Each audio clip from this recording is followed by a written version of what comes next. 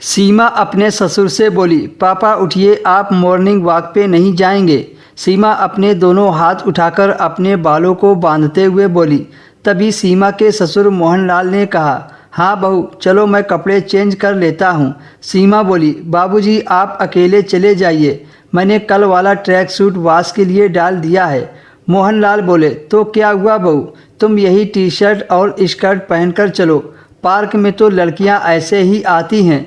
सीमा बोली, ठीक है बाबूजी, आप चलिए, मैं पीछे से आती हूँ।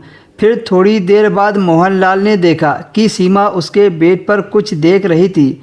मोहनलाल ने हैरत से सीमा से पूछा, क्या हुआ बहू, क्या देख रही हो? सीमा मुंह बनाते हुए बोली, देखिए ना बाबूजी, यहाँ बेड पर कुछ गिरा है। बहू उंगली से बेड पर गिरे ससुर के पानी को छू रही थी। तभी मोहनलाल बहाना बनाते हुए बोले, बहू कल रात जो हमने पराठे खाए थे उसी का घी गिर गया होगा।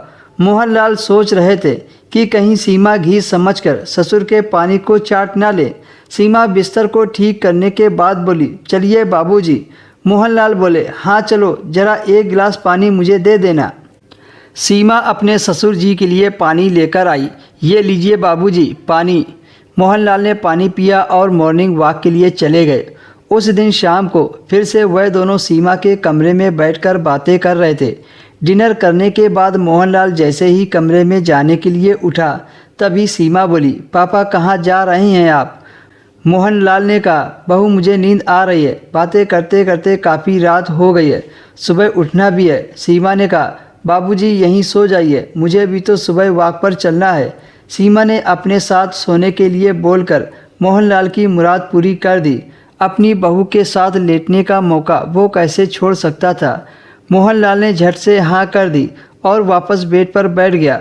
आज मोहनलाल को नींद नहीं आ रही थी, वह तो सीमा के आने का इंतज़ार कर रहा था। कुछ देर बाद सीमा कमरे में आ गई और कमरे की लाइट बंद कर दी और बेड के एक किनारे लेट गई। सीमा ने सोचा कि उसके ससुर मोहनलाल सो गए हैं, पर मोहनलाल जाग रहा था। आज उसे नींद कहाँ आने वाली थी, वो तो अपनी बहू की तरफ से पहल होने को सोच रहा था।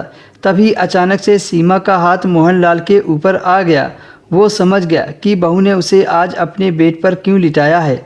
उसके बाद मोहनलाल और सीमा एक हो गए।